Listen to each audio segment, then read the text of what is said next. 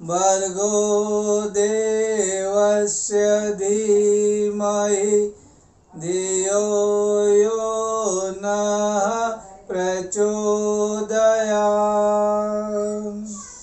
ॐ गुरुर्ब्रह्मा गुरुर्विष्णु गुरुर्देवो महेश्वरः गुरुर्साक्षात् परब्रह्म तस्मै श्री गुरवे नमः।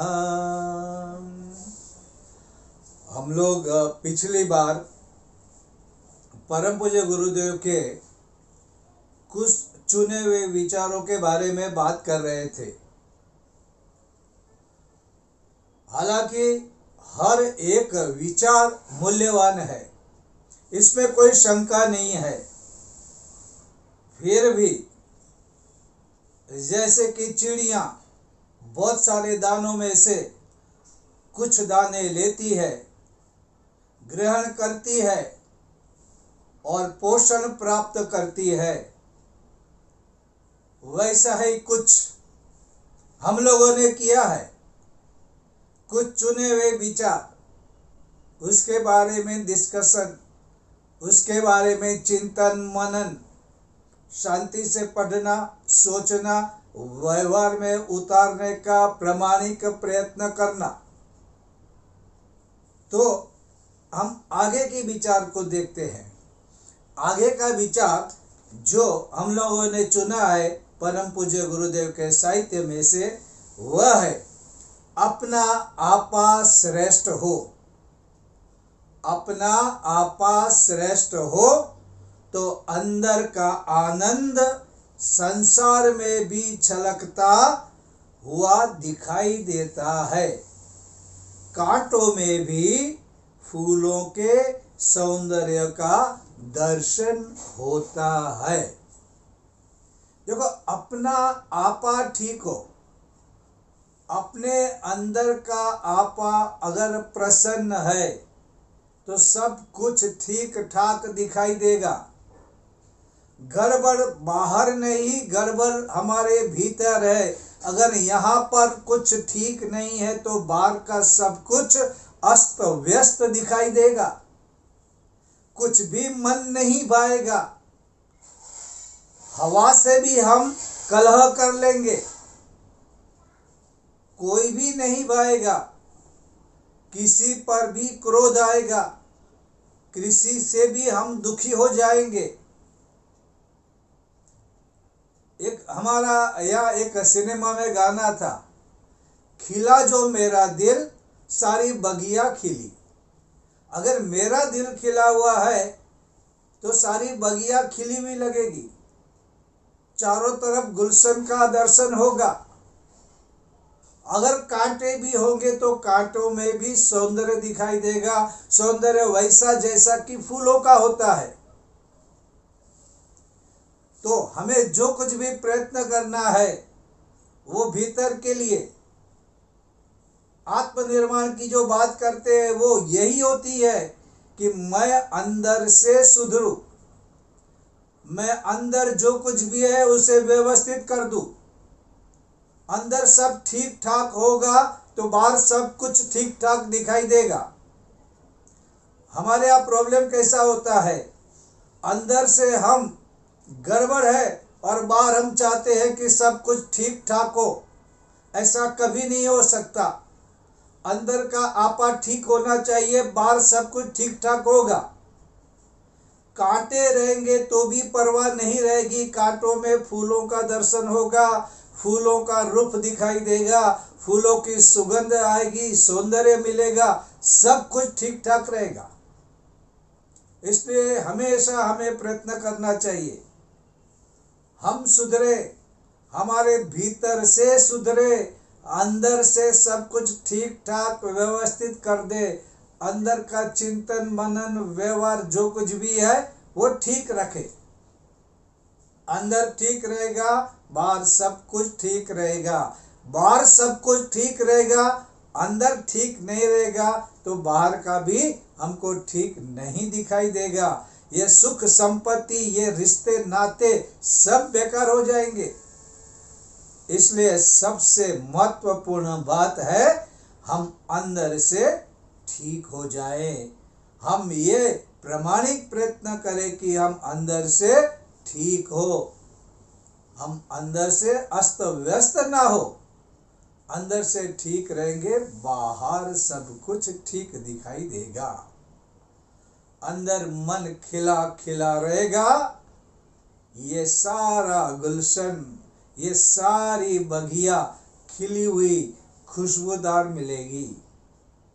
तो ये बहुत ये छोटी छोटी बातें हैं, अगर इसको हम समझते हैं तो ये बहुत बड़ी बातें हैं। ये हमारा पूरा जीवन बदल देती है, पूरा जीवन बदल जाता है।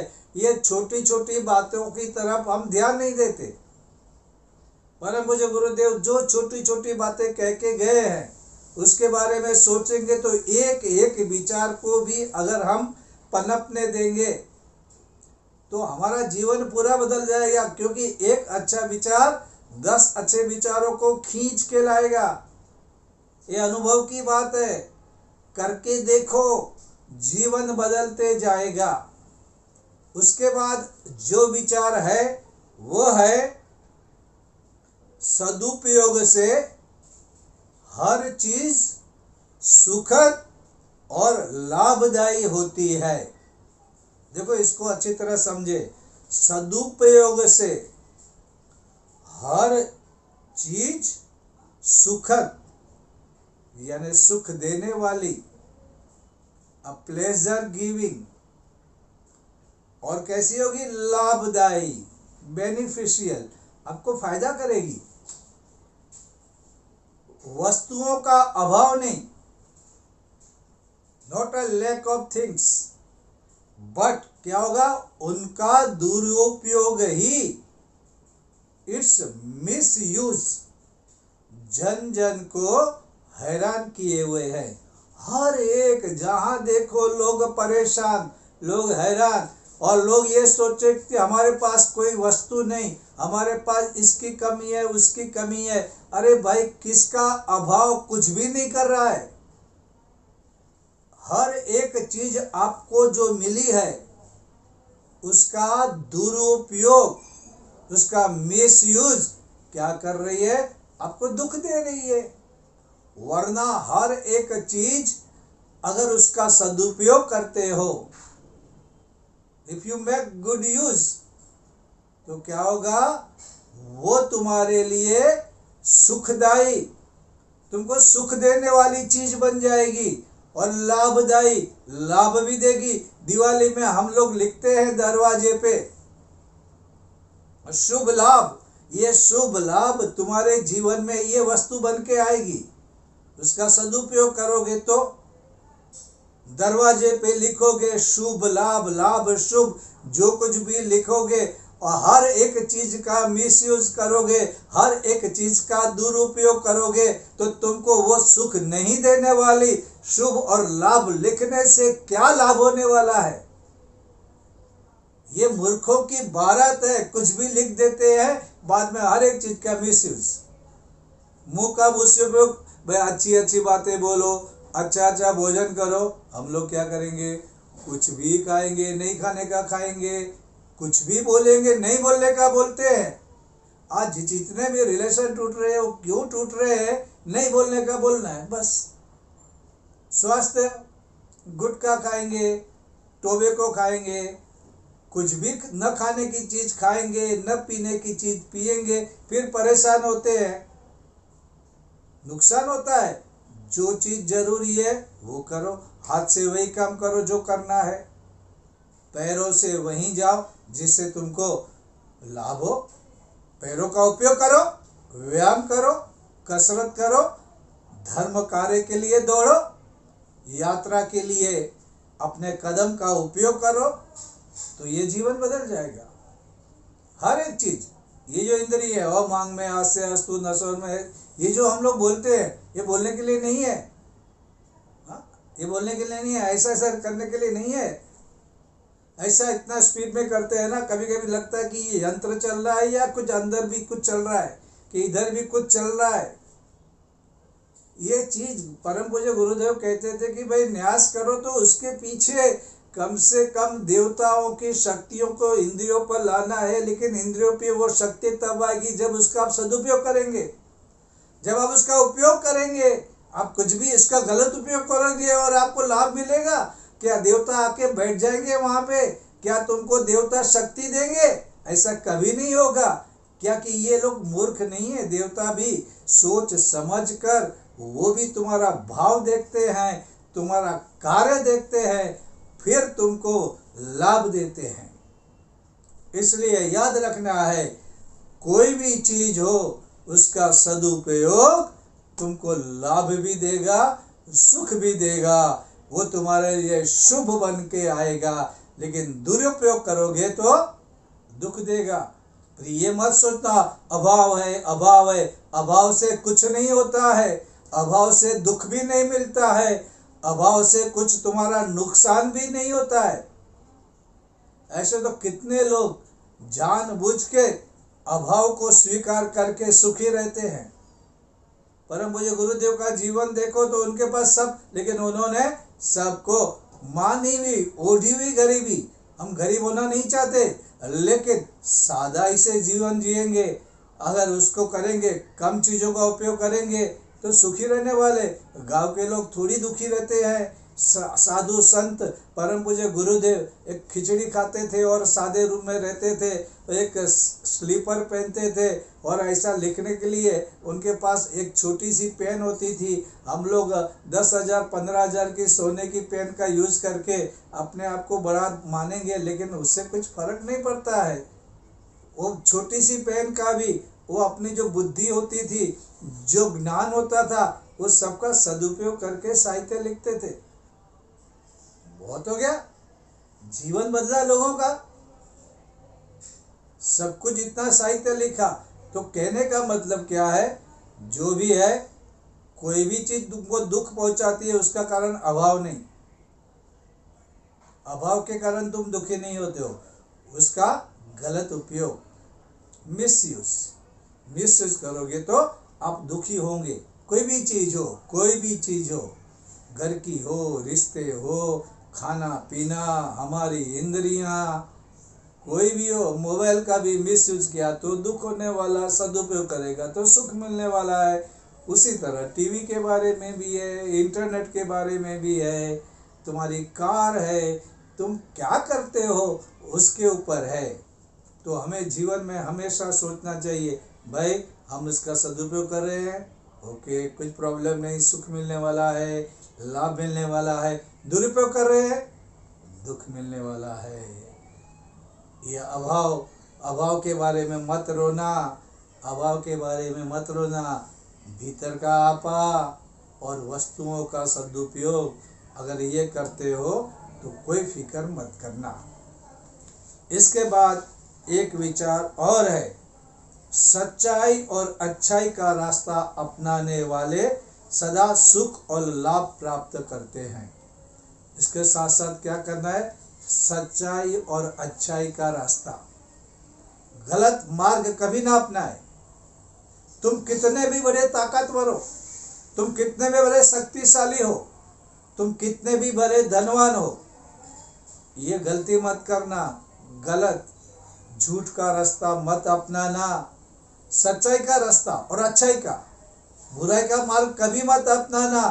तुमको लगता है कि तुम बुराई करोगे कोई तुमको पहचान नहीं पाएगा।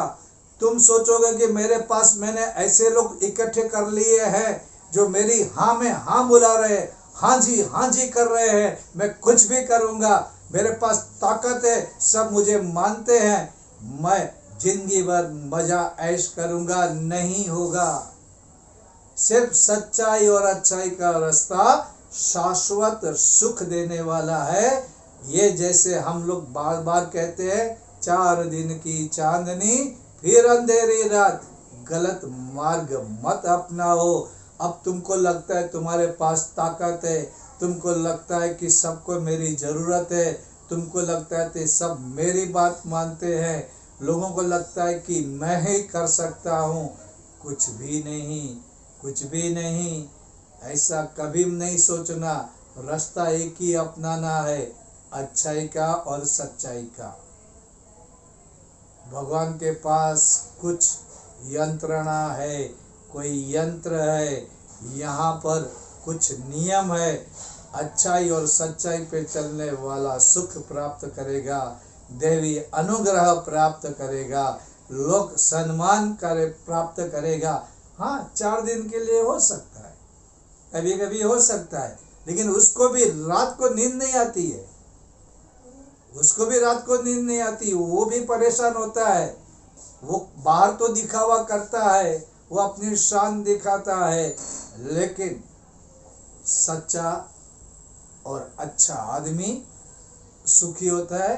परम पूज्य गुरुदेव ने हमको यही सिखा है, सच्चाई और अच्छाई पर मार्ग पे चलना है। बस सच्चा रास्ता है, पकड़ना है, अच्छा रास्ता है, पकड़ना है। मैं सच्चा हूँ, कोई फिक्र नहीं, मैं अच्छा हूँ, कोई चिंता नहीं, जो भी होगा ठीक होगा। तो ये परम पूज्य गुरुदेव के विचार। और आगे का विचार, मनुष्य के सभी विचार, भाव और क्रिया स्वयं उसी तक सीमित नहीं रहते, इसका प्रभाव समस्त वातावरण पर भी पड़ता है। अब देखो, मनुष्य के सभी विचार, देखो सभी विचार, हम जो विचार सोचते हैं, जो विचार हमारे मन में आते हैं, अच्छे या बुरे, वो विचार हमारे तक सीमित नहीं है। वे विचार हमारे आसपास, हमारे घर वाले और आसपास की वस्तुओं पर भी असर करते हैं। और सिर्फ विचार ही नहीं, परम पूज्य गुरुदेव ने क्या लिखा है, विचार और भाव। मेरे मन में जो भाव आते हैं, मेरे अंदर जो फीलिंग होती है, मेरे अंदर की जो भावना है, उसका असर भी आसपास पड़ता है। और इसके साथ साथ और भी मेरी क्रिया, माय एक्शन, मैं जो कुछ भी करता हूँ उसकी असर भी पड़ता है। कभी कभी हम जो करते हैं उसकी असर दिखती है, हम जो करते हैं उसकी असर दिखती है, लेकिन हमारे विचार और हमारी भावना वो कभी किसको दिखती नहीं।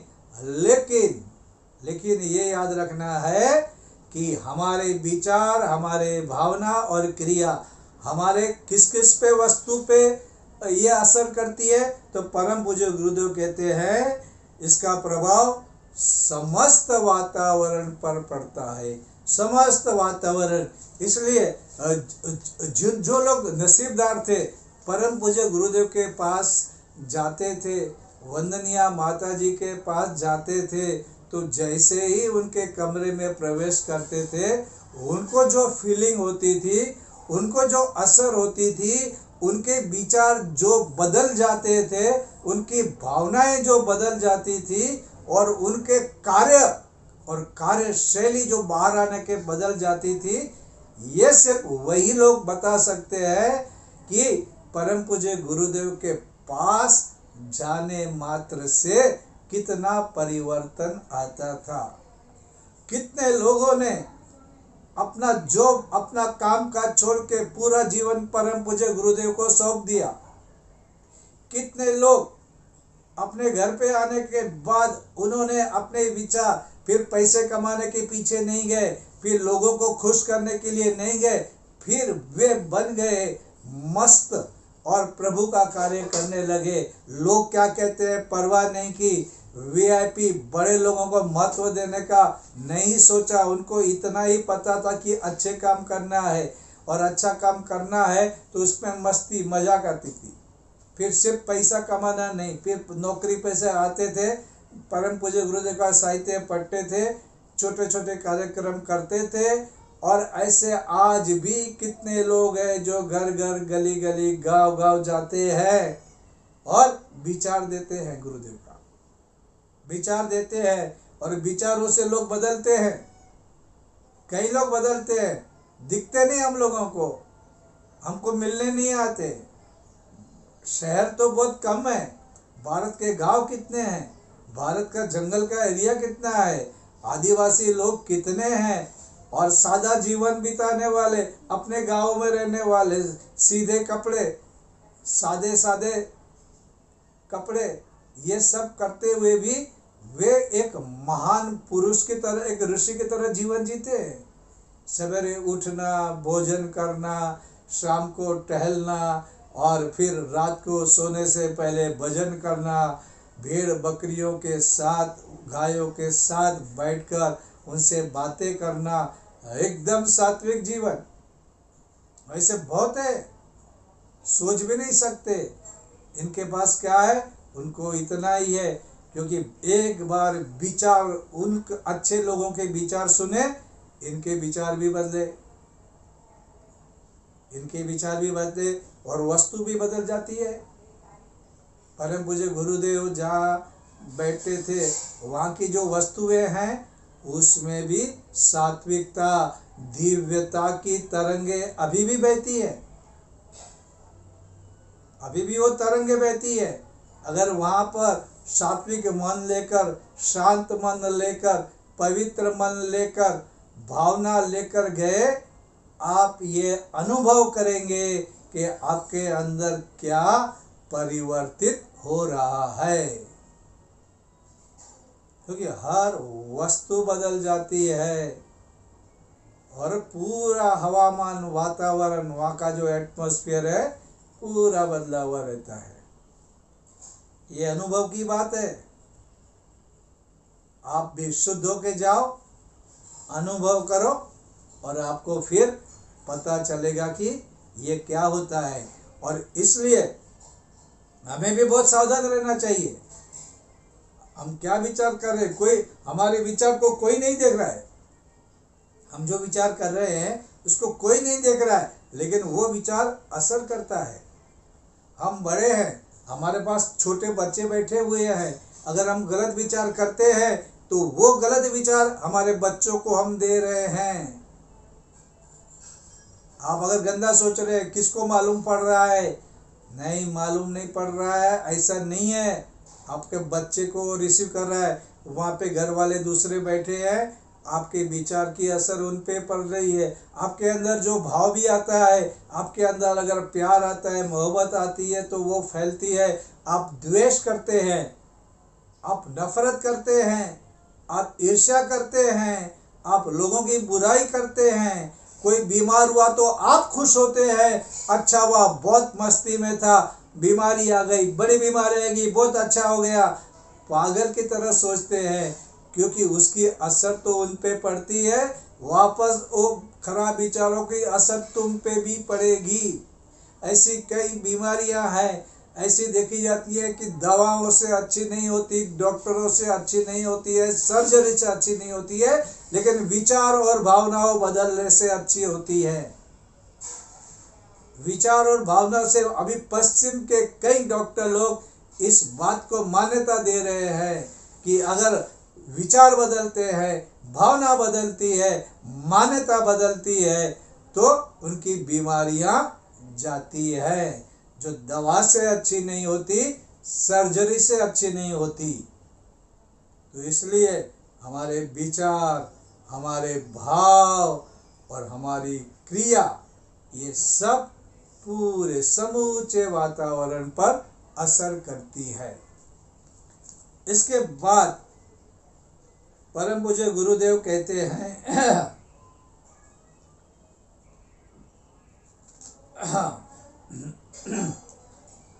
कठिनाइयां जीवन की एक सहज स्वाभाविक स्थिति है। कठिनाइयां, अब ये मत सोचना कि भाई हमको हमेशा सुख मिले, हम गुरुदेव की पनाह में है, हमेशा सुख मिलना चाहिए, हम गायत्री जप करते हैं, हमें हमेशा सुख मिलना चाहिए, हम भगवान को मानते हैं, हमको हमेशा सुख मिलना चाहिए, हम पीले कपड़े पहनते हैं, हमको हमेशा सुख मिलना चाहिए। परम पूज्य गुरुदेव कहते हैं कठिनाइयां एक सहज और स्वाभाविक, नेचुरल, स्वाभाविक है कि आपके जीवन में कठिनाइयां कभी ना कभी आएगी, आना ही है। सुख दुख आते रहेंगे और कठिनाइयों से, दुख से डरना नहीं।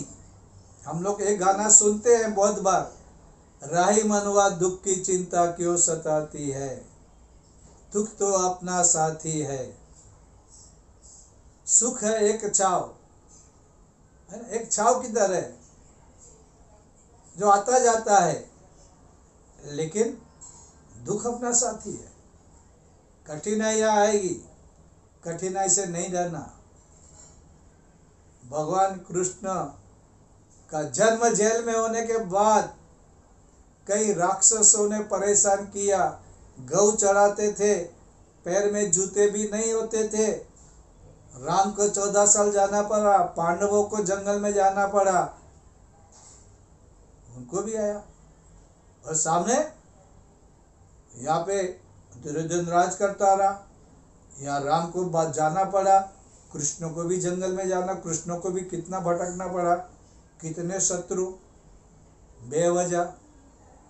तो कठिनाइयां आएंगी, संकट आएगी। हमारा प्रज्ञा कहता ना, संग्राम जिंदगी है, लड़ना सभी को पड़ेगा, जो लड़ नहीं सकेगा वो जी नहीं सकेगा।